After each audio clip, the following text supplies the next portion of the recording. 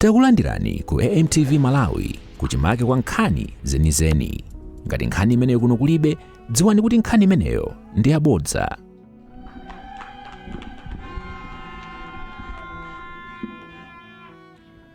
Your Excellency Dr. Lazarus Makathi Chakwera, President of the Republic of Malawi, Your Excellency Madam Monica Chakwera, First Lady of the Republic of Malawi,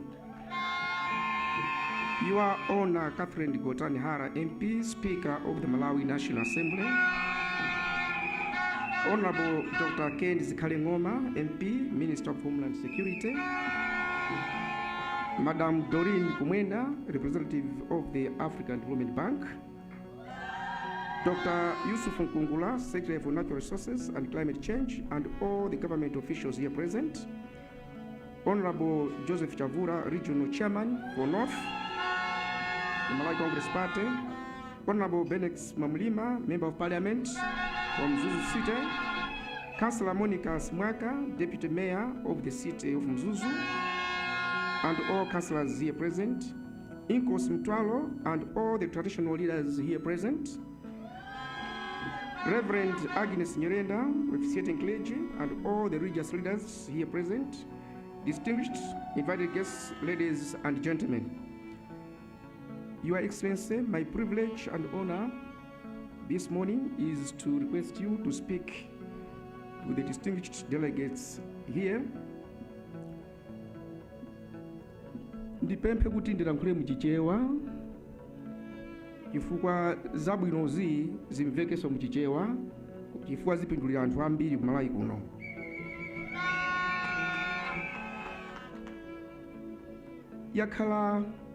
Wakhala ulendo wautali kuti tifike pamene tafikapa. Chingakhale nyumba iyi pamene tinabwera kuzayiona nthawiyo simaoneka choncho. Akupanga zakudya za nsomba, koma kuyang'ana nyumbayo from outside ikuoneka kuti yakonzedwa bwino. Quality nchimene ndifuna kulankhula apapa. Ndifuna ndilankhule nkhani ya quality. Azipanga chakudya kupanga target 100 metric tons ya chakudya kumafika 2030.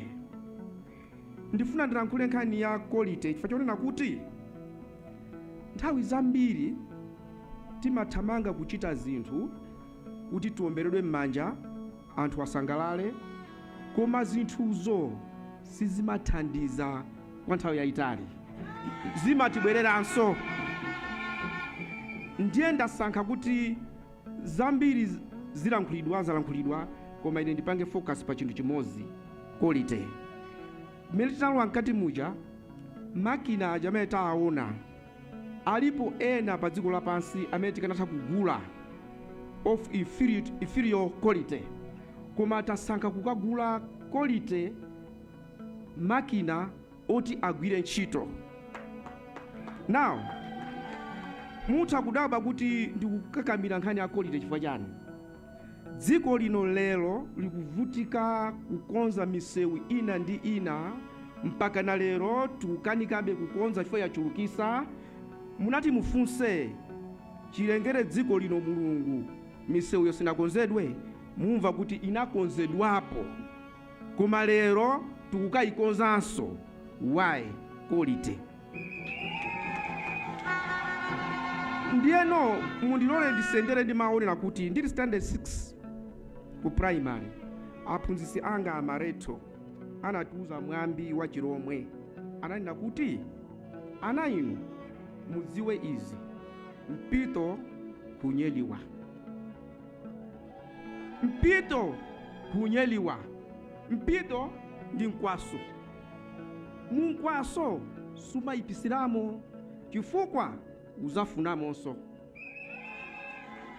Ukupita uku ndikuyipisira munkwaso, pobwerera uzavutika kuti kodi udusamo, kapena abale ako, anako, anawo azavutika. Ena kuchokera uku munkwasomo aona payipisidwa sangadusemo, mwapanga force kuponda munkhalango kapena kuponda mame. Therefore, mpito kunyeliwa. Munkwaso saipisa iyi high tech iri umumuyi. Mukanatha kulamula kuti tingopanga zofulumira anthu atiwombere m'manja. Koma ana athu kusogoloko akanavutika kufunanso kugula makina ena chifukwa awa apangidwa mothamanga. Misewu imene ikupangidwa mdziko muno timadusa pobwera kunoku kumayang'ana kuti inu misewu siyi kani simenti amakhutulidwa musewu, simenti khutulidwa musewu.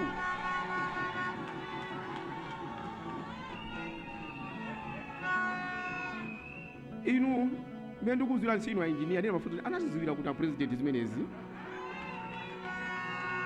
Simenti ikukhutulidwa musewu. I'm not saying this just to flatter a president. This is a fact. You go and see. Many akupangira misewu, you know quality is at the center. Quality. Quality, no shortcuts. Ndiye ndikuthokozeni bwana president kuti simapupuluma mmayang'ana quality. Kupanga ma shortcut kuti zako zikuyendere nsanga zili ndikuipa kwache zinamba kale. Ndipereka chisanzo china. Isaki anamfusa mwana wake Yakobo, waipeza bwanji nsanga nyama iwe? Anamfusatu, waipeza bwanji nsanga nyama? Chifukwa chani? Anayuza shortcut. Koma from that act ya shortcut kupeza nyama nsanga anavutika nazo kuti apeze mkazi kupita kwa ambuye ache kwa Labani kugwira ntchito amunamizaka ali mkazako nduyu kumuyang'ana ali aisindia aligwiranso ina ntchito zonsezo kandi yachisinagone penatu. Waipeza bwanji mufulumira nyamayi? Ukaipeza mofulumira shortcut uvutika ndiwe ngasukhala iwe ana anako ndi kusogolo. As you always say, Mr. President, kuti dziko ilili tikulibwereka kuchokera kwa anatu. Let's not give them poor quality infrastructure, makina, chilichonse chikhale cha quality yabwino. Azukulu acha Yakobo omwewa kuchokera ku Egypt kupita ku Kanaani nkuku anapeza azukulu acha Esau. Ali simudusa tu kuno mayodo maisi simudusa nkhani yake mwaipeza bwanji nyama mofulumira iyo.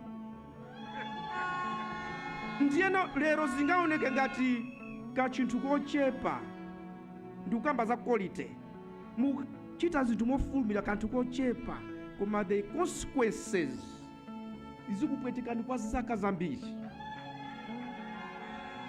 Ndiye bwana ndimati Bible ndisindike kuti anthu aziyang'ana zitukuko zimene zikuchitika. Ngati muli ndi funso ndi quality ya product imene boma likuchita, raise up your hand and ask kuti quality here is compromised. We will clap hands for you and we work with you to make sure quality yakhalapo. Ndiye bwana zikukwambiri fa cha quality imene yoyo. Ndiye ndi banduleso chizungu apa.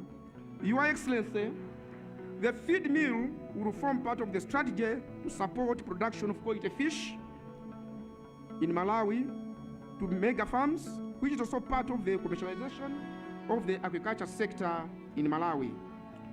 Your Excellency, to achieve the dream of mega farms in the agriculture sector, our Ministry of Natural Resources and Climate Change, with support from the African Development Bank through Sustainable Fisheries Agriculture Development and Watershed Management project, supported the construction of this feed mill.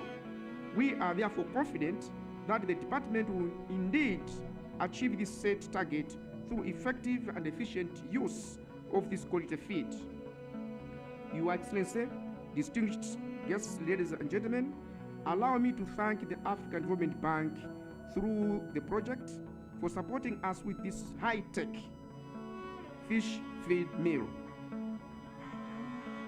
In addition, allow me to extend my sincere gratitude to the Department of Fisheries, Dr. Zidana and your team, and many other MDAs and individuals who have played various roles and responsibilities towards fulfillment of this milestone. Your Excellency, before I ask you to address the gathering here, ndapempha kuti tikuwuzeni kuti nsomba zimene zimadya bwinozo pali chisanzo chake choti tikupaseni mphaso kuti mukaone kuti sitikukamba mukaona kuti nsomba zimene zozo ndi za quality yabwino. Your Excellency, it is now my singular honor to request you to address our distinguished delegates, ladies and gentlemen, and officially launch the fish feed meal. I thank you for your attention, Your Excellency. Thank you, sir.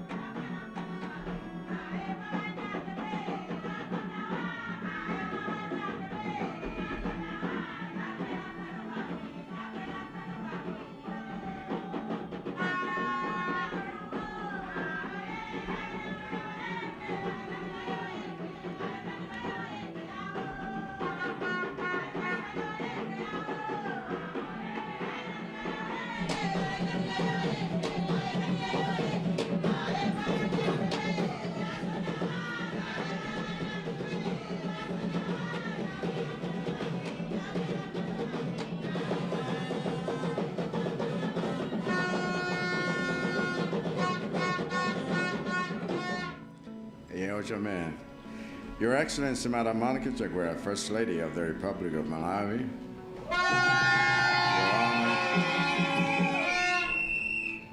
Your Honor, Dr. Michael Usi, Vice President of the Republic of Malawi and Minister of Natural Resources and Climate Change. Your Honor, Catherine Godanihara, MP, Speaker of the Malawi National Assembly. Honorable Dr. Kenzie Kalingoma, MP, Minister of Homeland Security. Ms. Doreen Kumwenda, Representative of the African Development Bank. Dr. Yusuf Gungula, Secretary for Natural Resources and Climate Change, and all the government officials here present. Honorable Joseph Chavula, Regional Chairman for North-South of the Malawi Congress Party. Honorable Benex Mwamlima, Member of Parliament from Mzuzu City. Councilor Monica Simwaka, Deputy Mayor of the City of Mzuzu, and all the councillors here present. Inkosi Ntwalo and all the traditional leaders here present. Reverend Agnes Nyirenda, officiating clergy, and all the religious leaders here present. Distinguished invited guests, Amaindi Abam. Nkhani yalibweretsa pano ni ama mega farm. Umawena nkumati ndizo rabwitsanso mkamba soza mega farm pano pali Malawi ali pano.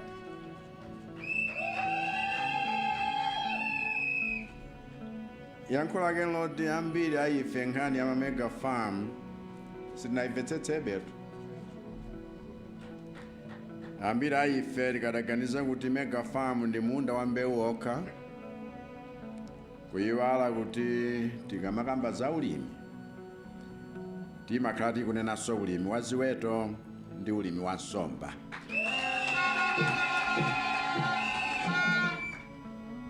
Ndiponso ambiri ayife tikadaganizabe kuti ulimi ndiwaza kudya zokha, kuyiwala kuti olo maluwa okongoletsera malo osiyanasiyana amachokera ku ulimi komweko.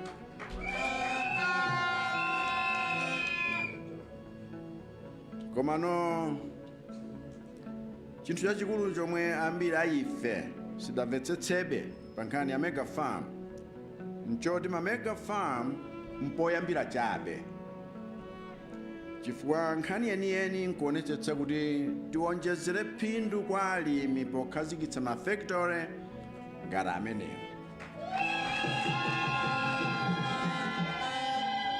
Ndiye lero ndinokondwa kudzatsekulira fish feed mill imeneyi yomwe tayimanga thandizo chokera ku African Development Bank ni cholinga choti tilimbikitse kukhazikitsa ma mega farm a nsomba kulikonseko makamaka mbali mwa nyanja, maboma Kalonga, Khatabe, Khotakota, Salima ni Mangochi. Ulimi wa nsomba ngofunika kwambiri maboma amenewa chifukwa pali pano ukulemba ntchito anthu okwanira 2 million.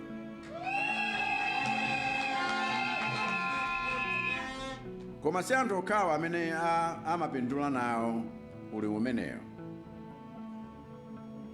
kuchokera mnyanja yathuyi, komano kopanda kuyika zipangizo mafactory okwanira, mafactory ngati amenewa opanga zakudya za nsomba zoyenera, tikhoza kupeza kuti nsomba zomwe timazikondazo zapululuka mpaka na kuyamba kusowa.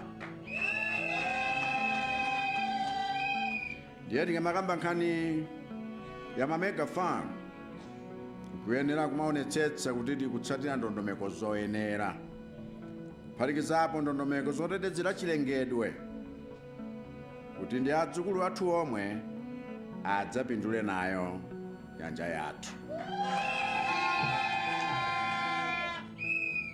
Chifukwa chake ife mapulani athu pa nkhani ya ulimi wa nsomba nyoti pomadzachoka ine pa mpando wa president mchaka cha 2030 ulimi wa nsomba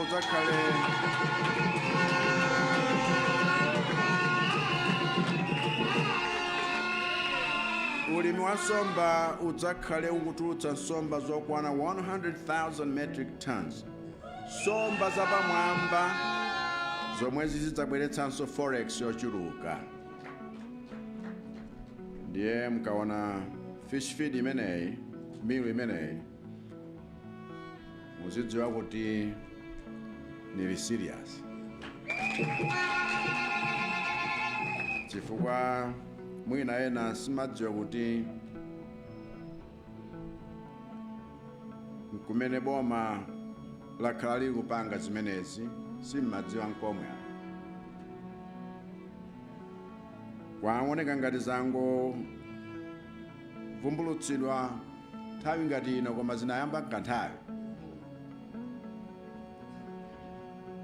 Teleku nikuthokozeni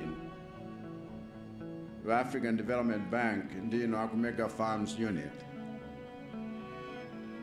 poonetsetsa kuti fish feed mill imeneyi itheke mmene ndimafunira, chifukwa tikamati zitukuko ku Malawi kuno zikutheka timanena zitukuko ngati izizi, zitukuko zothandiza anthu ambirimbiri ankhaninkhani, zitukuko zokomera Amalawi. Ndiye lero ndakondwera kwa basi kuti tikhoza kuchita commission fish feed mill chigayo chogaza kudya za nsomba,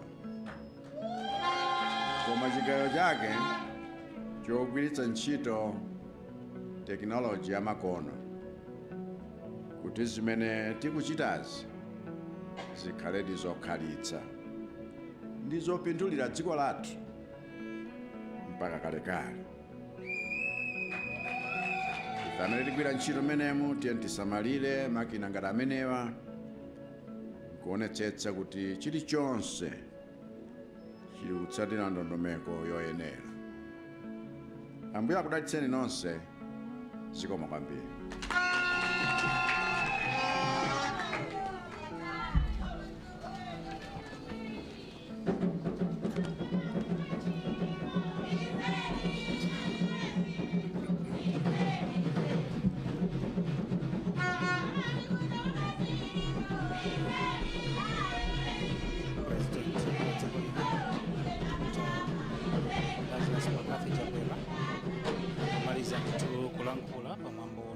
akutsegulira chigayo chogaya zakudya za nsomba mu Chingerezi akungoti Mzuzu fish feed meal imene itu ili pansi pa department ya fisheries ndipo chigayo chimene chili kuno kwa Luwinga ku Mzuzu mzinda wa Osayiwala kupanga subscribe ku channel ya AMTV Malawi.